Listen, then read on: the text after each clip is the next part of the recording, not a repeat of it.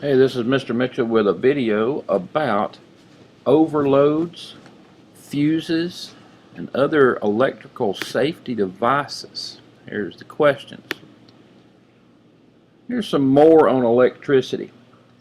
When you have too many plug-ins connected across the typical 120 volt outlet, the current's resistance is lowered. So too many plug-ins means less resistance. Now what that means is that you have too much power going through these plugs and less to stop it. And that's a real fire hazard.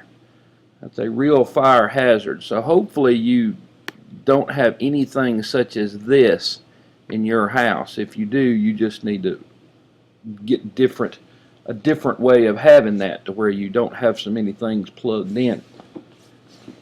But you can see what has happened before when things like this happen. You can see here I haven't had pictures of burning down houses. I just have pictures here of the plugs, all the fires coming from the plugs here. But it can cause burning down of houses. In fact, it probably does quite a lot. So an overload is a true fire hazard. When you have too much power flowing through it, you have this overload, and that's a lot of amps that are going through the circuits here, and that's what the cause is. Well, let's see what's next. Okay, take a look right here. You have this wire that has inside it the actual electrical wires, and you see you have the coating, the conductor, the insulator around the wires, and you have this big insulator around the insulation. But what's happened here is that you've had some kind of accident where the outside coating has eroded away or has been taken away, and even right here you can see you have some showing wire.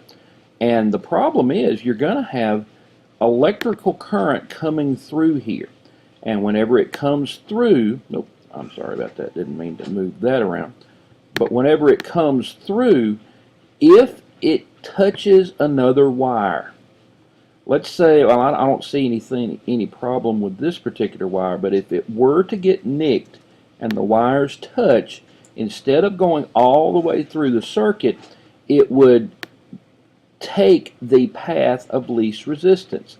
The electricity is glad to take the shortest path, the path of least resistance. So what happens there is you have what's called a short circuit. Now here's a simpler diagram for it. Let's say you have the battery and the ion source, the electricity source here. If it is flowing in normal pattern, it goes all the way through the light bulb, lights up the light bulb, and goes back to the battery. But here, for some reason, there is an alternate path, and the electricity will take the alternate path in the circuit.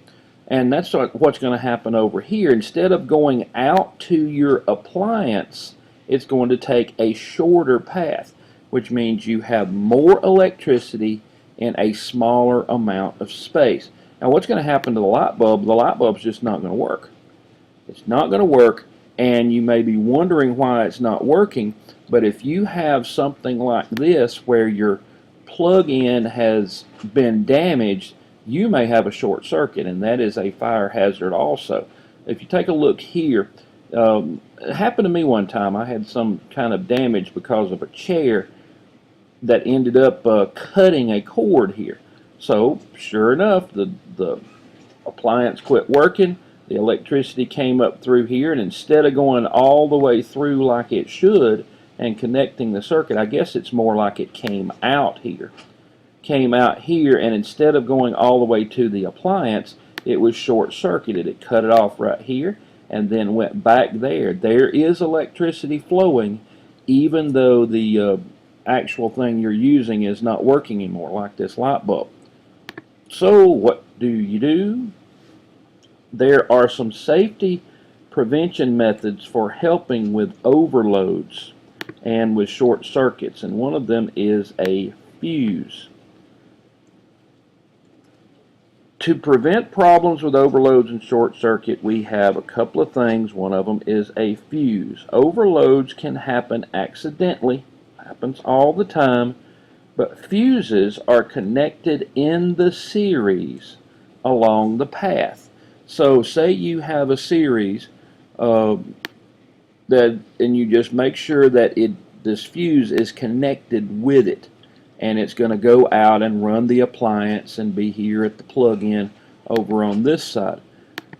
But anyway, what happens is if you have an overload, too much electricity, what will happen is it goes through this wire anyway, but this wire that is inside a fuse is very thin wire, and this thin wire has low melting point.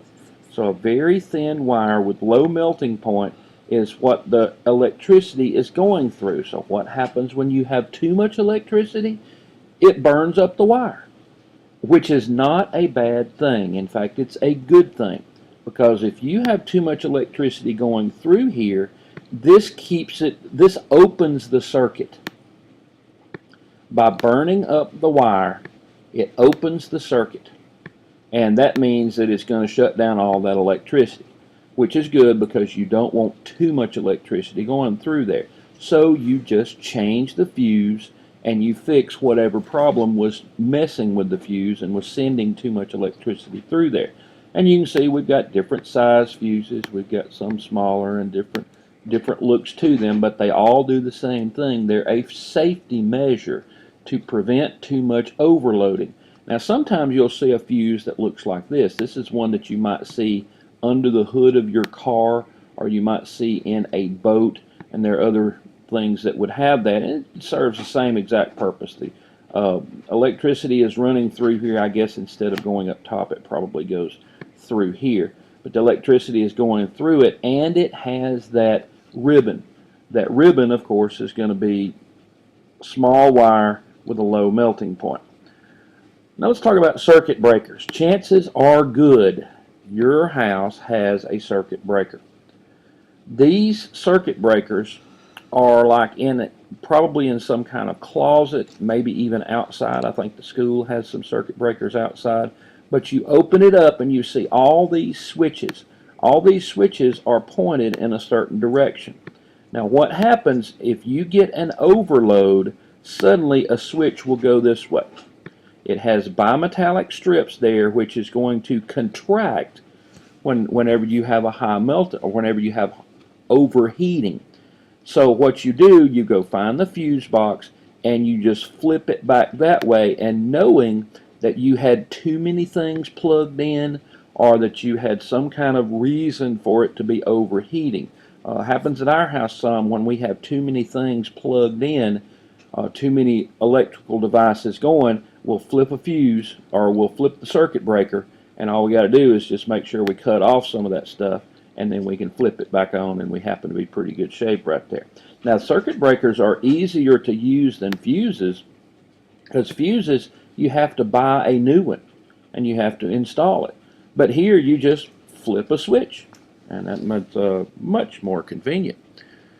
A final thing we're going to have is talking about ground fault circuit interrupters. There's one other common safety device, and it's called the ground fault circuit interrupter outlet. Sometimes a little current leaks out of an outlet, and sometimes you'll see when you plug something in, you might see some kind of electricity there. You do have an occasional time where you have things leaking out of outlets, these ions, the electricity, and that can be a problem if you're like have something conducting, some kind of metal, or if you have like wet hands or something along those lines. So what happens here, the circuit inside will monitor any leaks. Now what happens is the circuit, it can tell whenever it's losing electricity. When it's losing electricity and it has fewer amps going through than it's supposed to. So if it loses too much, that's when it will open the circuit. It will open the circuit, and you know what opening the circuit means. It means it's cutting off the electricity. So since it's cutting off the electricity, then suddenly the outlet doesn't work. But the way you get it back to working again is you hit the reset button. Now this is kind of like that circuit breaker. You know that there was a problem whenever the circuit breaker flipped. So before you flip it back over, you have to kind of make sure you have some things coming off. Same thing here with this reset button. You have to know that this is an outlet which may have some electricity that leaks periodically. So you better not be touching this with wet hands or do anything to be hazardous there. And these are often used maybe in a kitchen, maybe in a bathroom, maybe even outside plug-ins is where you would find these. GFCIs is what they are typically called. Okay, I hope you learned a little bit about more electricity.